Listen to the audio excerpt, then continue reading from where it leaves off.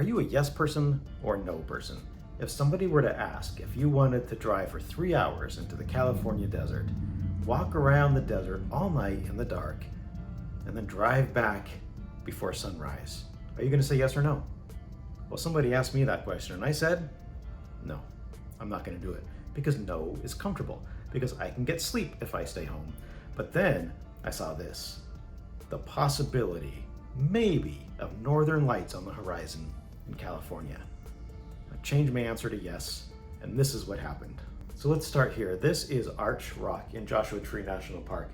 We had hiked in through this corner here, around this corner, and it's a half mile, 3/4 mile or so from where you park your car through the trail and then get to this point. Now, that doesn't seem like very far, but when you're doing it at night in the pitch black darkness, it's a long way. And gratefully, my buddy had been there before at night, so he knew the trail and was able to guide us there.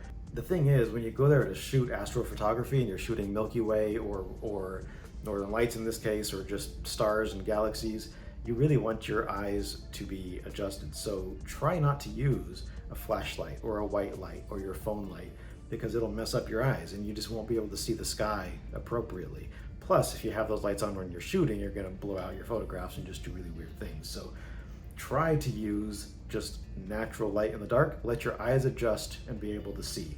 There's a story there that I'm gonna get to in a second of how that backfired for me. But anyway, we got to this point at Arch Rock.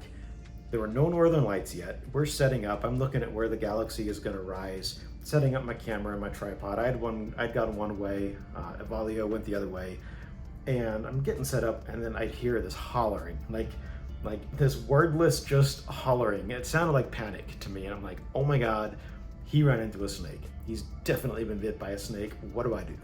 I turned on my headlamp and I yelled for him, and his response, he just pointed and he goes, Aurora! And sure enough, into the distance, there were these columns of light coming up over the horizon. Unbelievable sight. And so these are some of the first shots that I took that night. Just the reds and yellows and golds just slowly taking shape and taking form and shimmering over the horizon. Now, to the eye, they were dimmer than this, but definitely still visible. This was, here, I'm going to tell you here, let's take a look at our info. So this was an 8-second exposure, f2.8 at an ISO of 1600.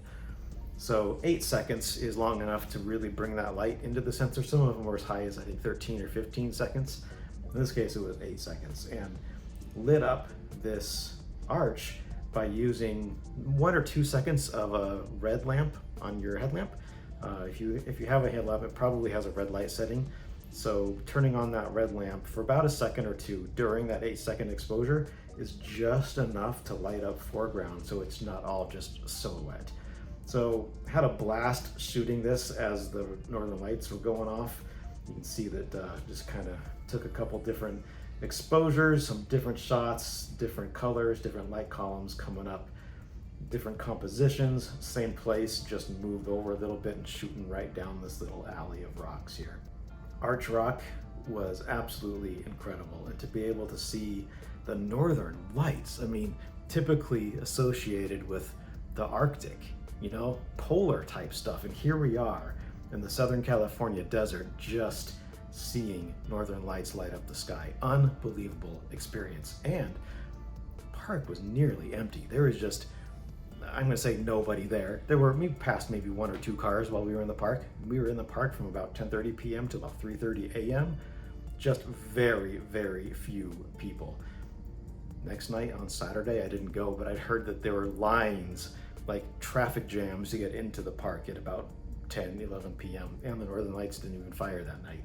So grateful I got to be there. So glad I said yes. Back to these. After Arch Rock, spent a lot of time shooting there, obviously, and just processing different versions of these. I also want to say that these are all real photographs. There's no Photoshop and going in there and adding in light later. This is all genuine, just different exposure lengths to capture more light and Lightroom processing to bring out the natural colors that were there. So I just want to be clear that these were actual photographs, actually happened.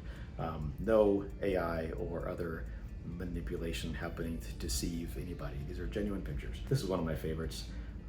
This one right here. After Arch Rock, we just walked and then had the opportunity to just shoot the lights behind a Joshua tree.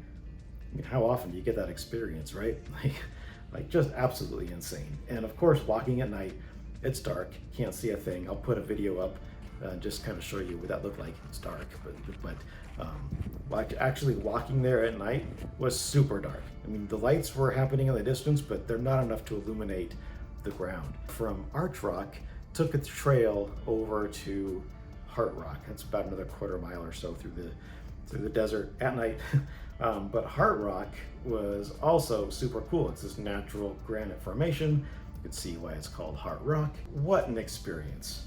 What an experience to stand here perfectly silent in this California desert and see the northern lights light up in some of these iconic desert locations. Pretty darn rad. Walking back from Heart Rock, we had this little, I think it's pronounced a yucca plant. And then this photo here. This was a longer exposure, I believe. Yeah, 13 seconds. 13 seconds, f2.8, 1600 ISO. The light's still happening in the sky and the galaxy is coming out. And then this light back here is from, I'm gonna say that's probably the city of 29 Palms glowing in the distance. I think that's I'm not entirely sure, but that would be my guess. So after this, the walk from this spot in the desert to where the car was maybe a half a mile or so, but again, it's dark. I tell you what, I'm not used to walking in the dark, and I stumbled. Didn't just stumble. I hit a boulder with my right foot and just went straight down, and I cracked my head on a rock. I don't even remember falling. I remember hitting my foot, and then I remember the pain and the white flash of hitting my head. And it's been a little over a week now, and it's healed up. I can't believe how much it's healed up. It's I had an angel in my life come and bring me some stuff that I could put on my face and really help me heal. So thank you for doing that, because that really saved me. That night after it happened, Avalia was up ahead of me. I ate it, hit the rock. I'm on the ground. Next thing I know, I look up and he's standing over me. He's like, "You okay?" And I was like, "I think I hit my head." That's the only thing I managed to say. I think I hit my head. He turned on his red light and looked at me. He told me later, he thought, "Man, that dude sure is sweating a lot." Well, what does blood look like at night with a red light? It's not gonna look red. So my face was just pouring with blood. It was all over. I had to clean up. It was even on my camera. And yes, I damaged my camera. I mean, there's some pictures of what happened, but not thrilled about that. But also super grateful that nothing was worse, because who knows, maybe that camera saved me. Maybe I would have fell harder. Maybe it took a blow that I didn't have to. I don't know. So I just have to look at it with gratefulness and say, yeah, it got some damage, but at the same time, I'm here to tell a story. My wounds have healed, and everything is good. It really hurt, and it was super inconvenient. I'm grateful for my buddy because he was prepared. He had steri strips, he had towels, he had alcohol wipes, and we were able to get things cleaned up, get the bleeding stopped, and carry on. This was still early. This was probably midnight, and we didn't leave the park till 3:30. So there was still a lot more shooting to do, and I didn't want to miss it. So got ourselves, taken care of. I recovered, kind of gathered my wits again, and we continued walking. Went back to the car, and then drove over to Skull Rock. Now, Skull Rock is super cool. This was taken, Skull Rock is back behind these rocks here.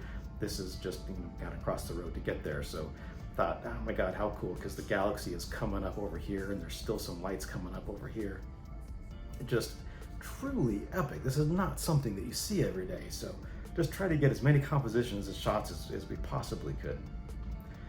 And then the shots from Skull Rock look like this, and obviously you can see why it's called Skull Rock. Not a lot of creativity in the names here. Arch, heart, skull.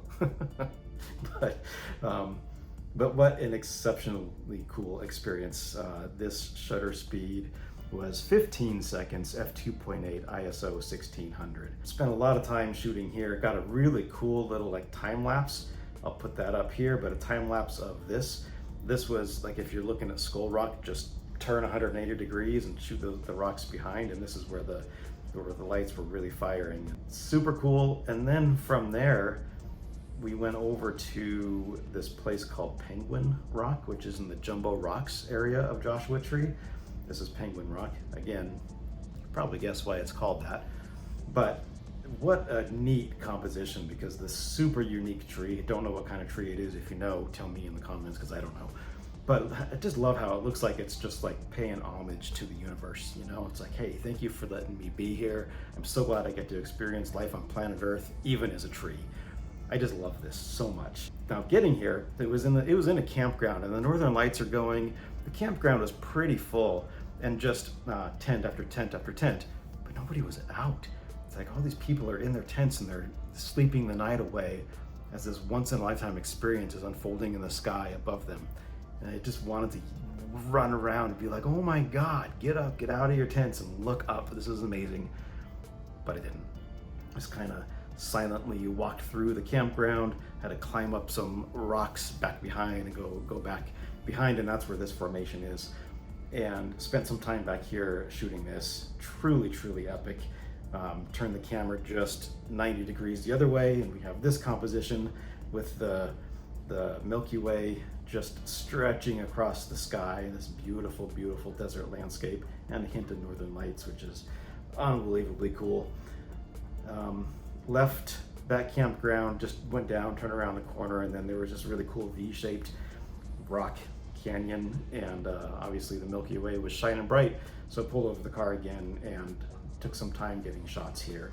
And left the park at around 3:30 in the morning, and just got some pictures of the Milky Way over the Joshua Tree Park sign. Truly a really amazing experience, and just a reminder for myself, and hopefully to you too, just to say yes more, because you never know what's going to happen. You just never know. I mean, what are the odds of Northern Lights happening this far south in the desert? I mean, I don't know what the odds are, but they got to be really small, right? Unless there's a big giant sun explosion, which there was, which caused these Northern Lights. But it also makes me think of possibility, you know? Like, what's possible in life?